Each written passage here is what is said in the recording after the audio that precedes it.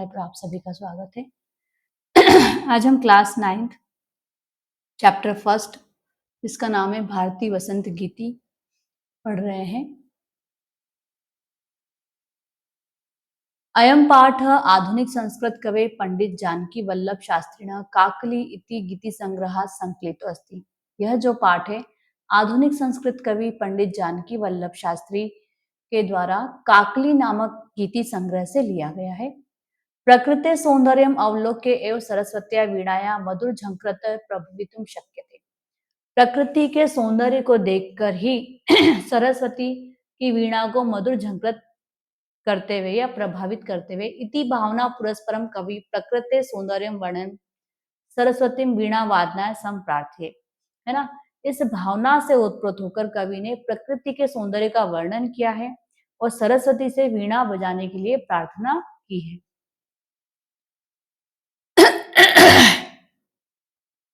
निनादय नवीनामय वाणी, हे सरस्वती नवीन वीणा को बजाओ। मृदुम गाय गीतिम ललित नीति लीनाम, और सुंदर नीतियों से परिपूर्ण गीत का मधुर गान करो।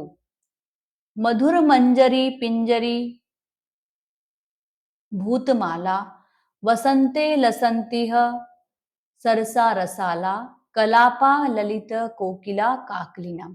अब मधुर मंजरी पंजरी भूतमाला यानी कि जो पीले रंग की, है ना, पीले रंग की जो मंजरी होती है आम के पेड़ों पर, उसकी जो माला है उसके बारे में बताया। इस वसंत ऋतु में मधुर मंजरियों से पीली दिखने वाली सरस आम के वृक्षों की पंक्तियां सुशोभित हो रही है। मनमोहक कूक वाली कोकिलों के समूह बहुत ही सुंदर लग रहे हैं। हे सरस्वती निनादे मतलब हे सरस्वती नवीन वीणा बजाइए। वहती मंद मंदम सनीरे समीरे कलिंदात्म जाया स्वानी तीरे नताम पंक्ति मालोक्य मधु माधवी नाम निनादे। अब वहती मंदम मंदम सनीरे समीरे ने लताओं से युक्त, बेत की लताओं से युक्त यमुना तट पर, है ना, मंद मंद हवाएं बह रही है। अब जल कणों से परिपूर्ण वायु के मंद मंद हवा के बहनों पर फूलों से झुकी हुई मालती लताओं को देखकर हे सरस्वती नवीन वीणा बजाओ। ललित पल्लवे पादपे पुष्प पुंजे मलय मारुतो चुंबिते मंजू कुंजे स्वनंतीन तिम्प्रेक्ष्य मलि नाम लीना नाम। मलय पर्वत की सुगंधित वायु के स्पर्श से आकर्षक पत्तों वाले पुष्प वृक्षों, फूलों के गुच्छे व सुंदर लता कुंजों पर गुंजार करते हुए काले भोरों की पंक्तियों को देखकर हे सरस्वती नवीन वीणा का वादन करो। लता नाम नितांतम सुमम शांतिशीलम, हे सरस्वती तुम्हारी ओजस्विनी वाणी को सुनकर लताओं के एकदम शांत पड़े फूल झूम उठे। चले तुच्छ छेल कांत सलीलम सलीलम, है ना, नदियों का कांतियुक्त स्वच्छ जल क्रीड़ा करने लगा है, क्रीड़ा करते हुए उछलने लगा है। तवा कर्ण्य वीणा मदिनाम नदीनाम, है ना, अतः हे नवीन वीणा बजाइए, हे सरस्वती देवी आप नवीन वीणा बजाइए। ये इस चैप्टर से रिलेटेड शब्दार्थ जिन्हें आप पढ़ेंगे और याद करेंगे, जिससे आपको इसका जो चैप्टर है वो अच्छे से समझ में आ जाएगा। अब यहाँ पर आते हैं एक पदेन प्रश्नोत्तर। एक पदेन मतलब वन वर्ड में आंसर देना है आपको। कवि काम संबोधयति, कवि किसका संबोधन करता है? वाणीम, वाणीम यानी सरस्वती। कवि काम वादितुम वाणीम प्रार्थयति, कवि क्या बजाने के लिए सरस्वती से प्रार्थना करे। वाणीम का मतलब होता है सरस्वती, तो सरस्वती से प्रार्थना करता है। वीणाम यानी वीणा बजाने के लिए प्रार्थना कर रहा है।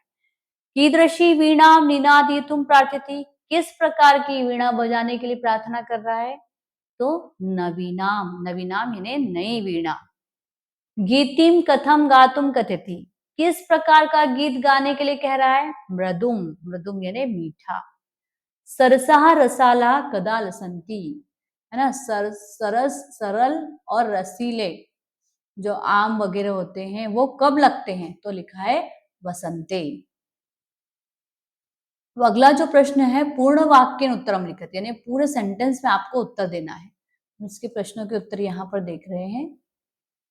कवि वाणी किम कथयति, कवि सरस्वती से क्या कह रहा है? तो उत्तर है कवि वाणी वीणा निनादयतुम कथयति, कवि सरस्वती से नई वाणी वीणा बजाने के लिए कह रहा है। वसंते किम भवति, बसंत में क्या होता है? वसंते मधुर मंजरी पिंजरी भूतमाला सरसा रसाला रसंती एवं ललित कोकिला काकलीनाम कलापा शोभन्ते। अब यहाँ पर क्या बताया गया है? वसंत आने पर क्या क्या होता है? तो वसंत के आने पर पीले रंग की मंजरी की माला, है ना, पेड़ों पर, आम के पेड़ों पर शोभित होने लगती है एवं कोयल जो है वो मधुर आवाज में कूजने कूकने लगती है। उनकी अब बोली जो है वो शोभित होती है। सलिलम तव वीणाम आकर्ण्य कथम उच्चलेत। अब यहाँ पर बोला है कि जो सलिलम मतलब जल, सलिलम का मतलब बताया गया है जल जो है उछलने लगता है, उछलकर वीणा को क्या कह रहा है ना? तो सलिलम तव वीणाम आकर्ण्य सलिलम उच्चलेत, यानी कि जल जो है वीणा से उछल उछल कर क्रीड़ा करने के लिए क्रीड़ा कर रहा है, यानी उछल उछल कर क्या कर रहा है? क्रीड़ा कर रहा है, खेल रहा है। कवि कस्या तीरे मधु माधवी नाम नताम पंक्ति, है ना, कवि जो है किसके किनारे, है ना, किसके किनारे बता रहा है कि जो पंक्तियों से अवलुक के वीणा जो है बजाने के लिए भगवती भारती से कह रहा है। तो कवि भगवती भारती कलिंदात्मा जया, यानी कवि जो है भगवती भारती से क्या कह रहा है?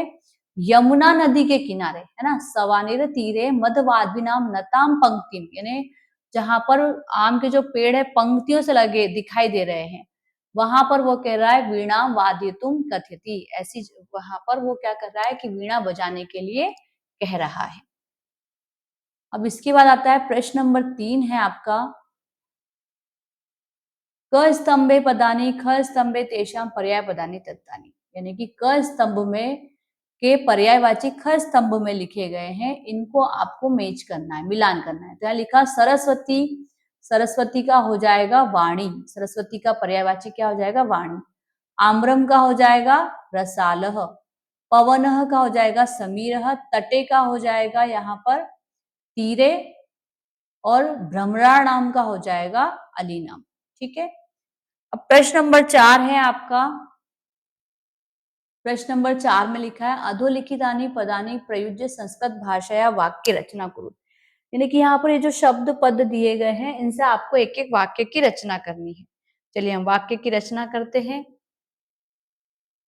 नीनादय, है ना, नीनादय के लिए हमको एक वाक्य बनाया, लिखा है हे वाणी त्वम स्ववीणा नीनादय, यानी कि हे सरस्वती तुम अपनी स्वयं की वीणा बजाओ। मंद मंदम, मंद मंदम यानी धीरे धीरे, तत्र मंद मंदम पवनः वहति, वहां धीरे धीरे हवा बहती है। मारुतः, मारुतः का मतलब क्या बताया? यहाँ पर्वत को बताया गया। तो पर्वतेषु, पर्वतेषु अहर्निशम, अहर्निशम मारुतः प्रवहति, यानी पर्वतों पर रात और दिन हवा बहती है। मारुतः यहाँ हवा को बताया गया। सलिलम, सलिलम का मतलब है जल, तो जलस्य पर्याय सलिलम अपि भवति, जल का पर्यायवाची सलिलम का पर्यायवाची जल भी होता है। सुमनः का मतलब होता है पुष्प फूल, सुमनः धरया श्रृंगार भवति, पुष्पों से धरती का श्रृंगार होता है। ठीक है, ये आपका प्रश्न नंबर 4 यहाँ पर कंप्लीट होता है। अब प्रश्न नंबर 5 जो है उसमें लिखा है प्रथम श्लोक से आशयम हिंदी भाषा आंग्ल भाषा वालिकर। अभी हमने आप लोगों को हिंदी में श्लोक का अनुवाद समझाया, तो आप इस श्लोक का अनुवाद खुद से लिखेंगे। प्रश्न नंबर 6 अधोलिखित पदानाम विलोम पदानि लिखत, यहाँ पर जो पद दिए गए इनके विलोम पद लिखना है। कठोरम का मतलब होता है कठोर, उसका विलोम हो जाएगा मृदुम, मृदुम यानी सरल या मीठ, सरल। कटु का होता है कड़वा, उसका हो जाएगा मधुरम यानी मीठा। शीघ्रम यानी जल्दी, मंदम यानी धीरे। प्राचीनम यानी पुराना, उसका हो जाएगा नवीन में नया। नीरस यानी जिसमें कोई स्वाद ना हो, सरस है जो रस युक्त हो, है ना, जिसमें कोई रस ना हो ये रस युक्त हो। यहाँ पर ये चैप्टर आपका कंप्लीट होता है। इस चैप्टर से रिलेटेड यदि आपके कोई क्वेश्चन है तो आप कमेंट्स में जरूर पूछें, और ये वीडियो आपको अच्छी लगी हो तो प्लीज इसे लाइक करें, सब्सक्राइब करें और अपने दोस्तों के साथ शेयर करें। Thank you.